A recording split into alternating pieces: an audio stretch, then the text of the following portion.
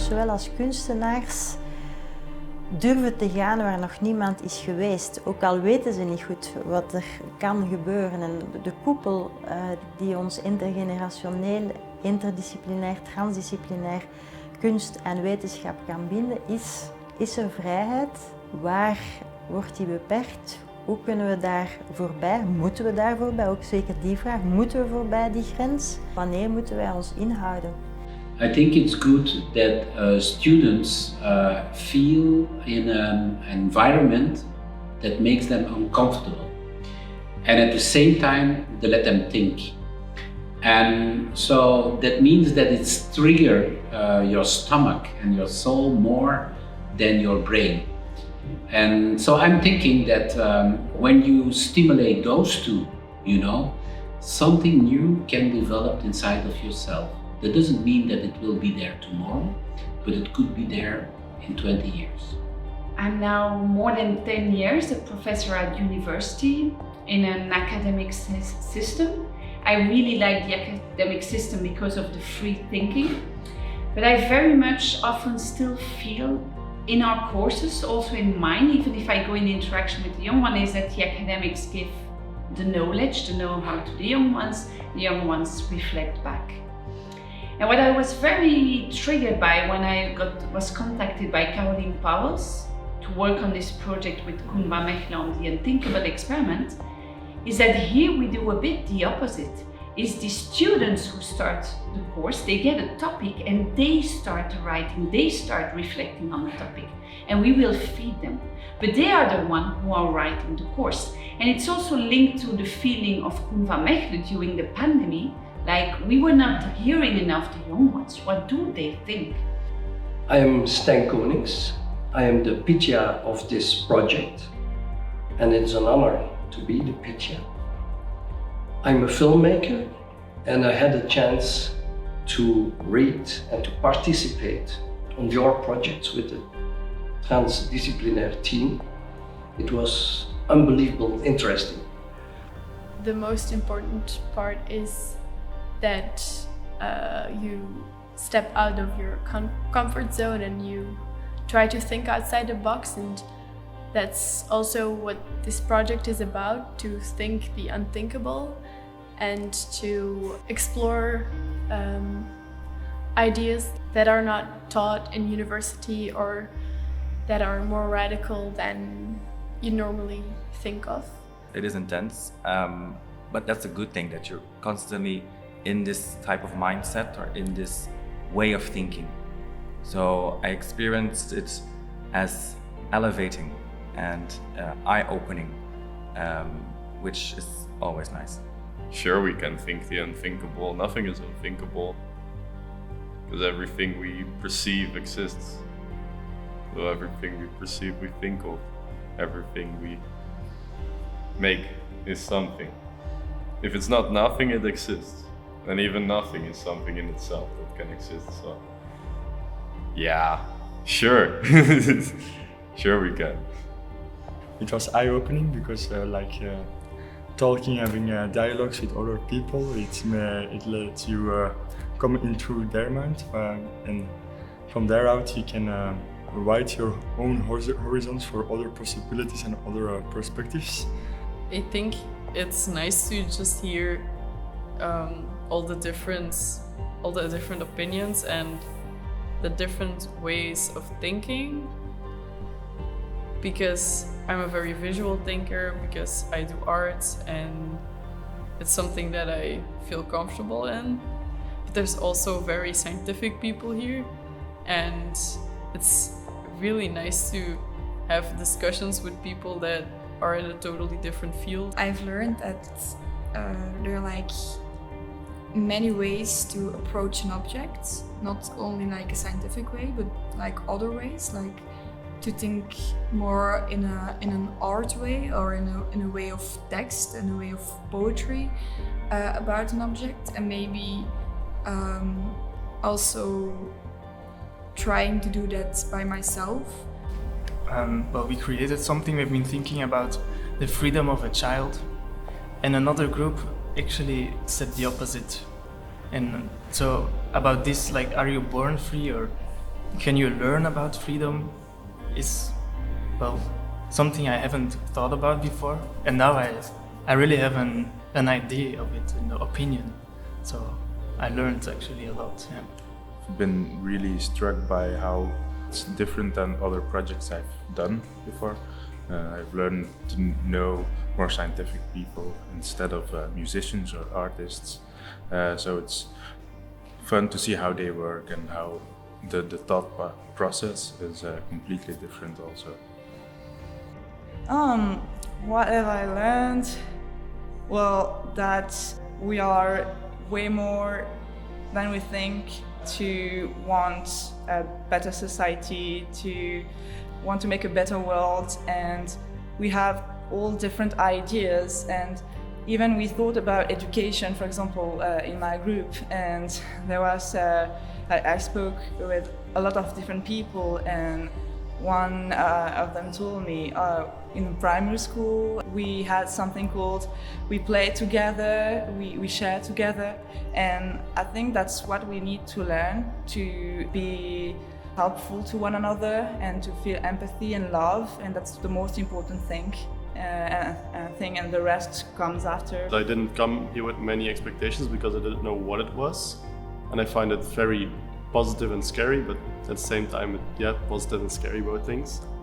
Just have this vague concept that people don't really know about, and then you explore it while being here and talking to people. And even right now, we are still exploring what it could be and what it could mean, and we don't know what it will be like in the future, but at the same time, that's also part of freedom, I think, not knowing what will come and accepting that you don't know it.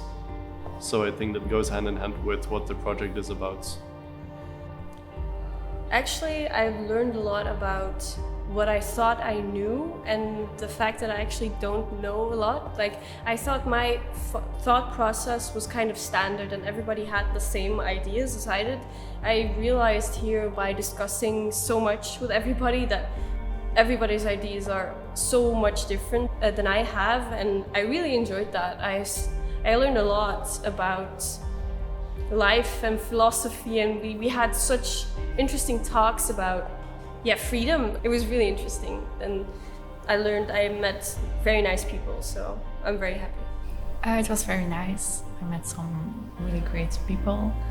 I knew that there were going to be a lot of different opinions, but when I saw what everybody made, it was still a surprise in some way, because it was even broader than I thought it was going to be. Yeah, it was because I thought it was going to be very serious and like school-like, and it was a very fun experience. Yeah. If you want to find some good answer about a difficult question, you have to bring many people with different backgrounds to think about that. Like, I think that is not the only way, but the good way to find some good answer. You don't need to look like this, but like this, or maybe like this. And you need to talk a lot, but maybe even more important is to listen, because all these people have so many interesting things to say, and that's something I'm going to remember. Like, all these people with all their background stories, all their different little lives, and the stories and the thoughts that reproduced to me, that was something I'm going to cherish. There were a lot of different notions that started floating, and maybe I could just say that all of these notions made me feel, made me think of something that I never thought of before in the first place, and also the kind of things that usually you do not think when you're in a normal life, when you just, you're going to your work and you're coming back home, you generally do not think about all those things. And also how important is to think about all of these things, not just because of your personal development, but also when you go out and when you speak to people, you are trying to convey that, what you learned, and I think this is a very good exercise. What was really beautiful is also developing that emotional intelligence and relation how to deal with some character, personality, also knowing the new words of people, the way of their thinking. And it's also teaching us to think in another way, to look in another way the world. It was forcing me as well to be more humble, because if you stay only with yourself, with your own thoughts, and you will never face your ideas with some other ideas, you think that your belief is true, which is not always. So it was really interesting to understand that people have other ideas, and it can help you to understand better yours as well.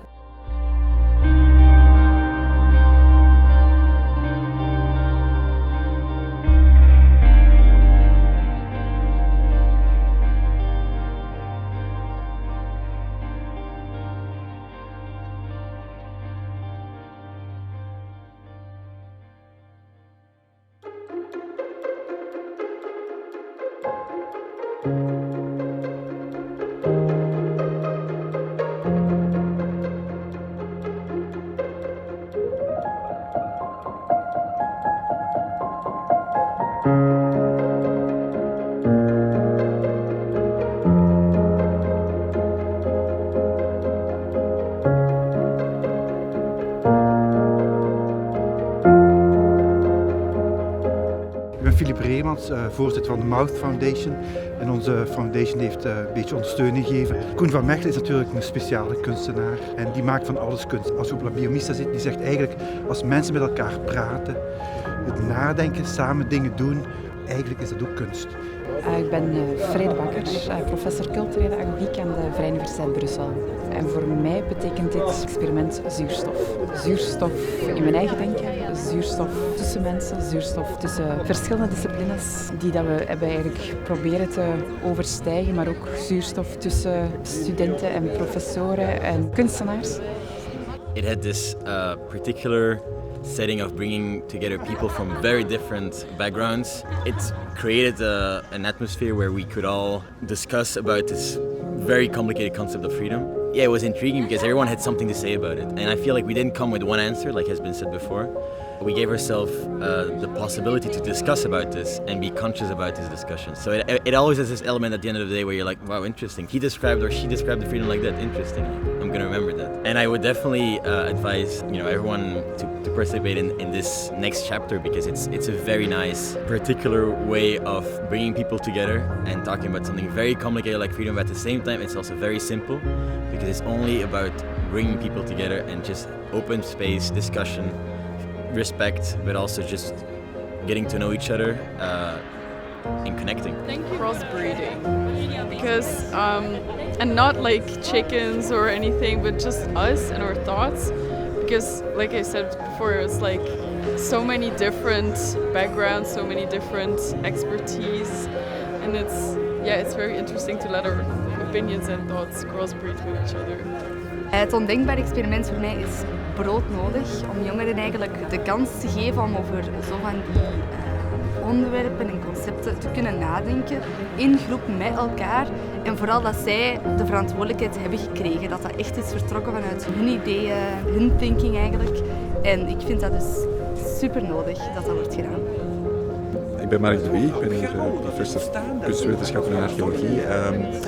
Ik ben dus betrokken geweest bij de experts. Eén woord dat mij bijblijft en wat we ook in kunstwetenschappen heel veel nodig hebben, is verbeelding. Omdat dat toelaat, en daar kwamen ze ook allemaal, dat je dan oneindig vrij bent. Dan is alles mogelijk. Ik ben Pieter Ballon, ik ben prof aan de VUB bij de communicatiewetenschap. Het ondenkbare experiment voor mij is denkbaar. Het toont eigenlijk dat niks ondenkbaar is. We zijn eraan begonnen met het idee van we moeten mensen laten reflecteren en laten kunst maken en laten resultaten maken over zaken die eigenlijk niet te denken zijn. En wat het experiment bewezen heeft, is dat alles denkbaar is. En dat die jonge mensen door denken, door praten, door aanvoelen, dat die toch met heel verrassende dingen gekomen zijn. Voor mij was het ondenkbare experiment mindblowing. Ik ben Frans Steenhout. Ik ben dus een van de mensen die met de jonge gasten mee heeft nagedacht. Dat was een heel fijne en indrukwekkende ervaring, mag ik zeggen. wat mij betreft heel veel interessante ideeën zijn uitgekomen, die misschien nog verder ontwikkeld moeten worden. For me it was crazy. Ja, het was misschien 2 jaar geleden ondenkbaar dat we hier vandaag 2 eieren op campus zouden hebben die eigenlijk symbool staan, denk ik, voor hetgeen dat de VUB wil zijn. Enerzijds vanuit de chaos toch iets constructiefs opbouwen. En dan weten dat in een ei altijd iets onverwachts zit. Maar dat zit eigenlijk ook in hetgeen dat mensen samen doen. Wanneer ze samen denken, wanneer ze samen rond iets werken. En in dit geval was dat het vrijheidsconcept. Dus heel blij ben ik. En heel dankbaar aan Koen Vanmechelen en het hele team dat die Unthinkable Experiment heeft georganiseerd.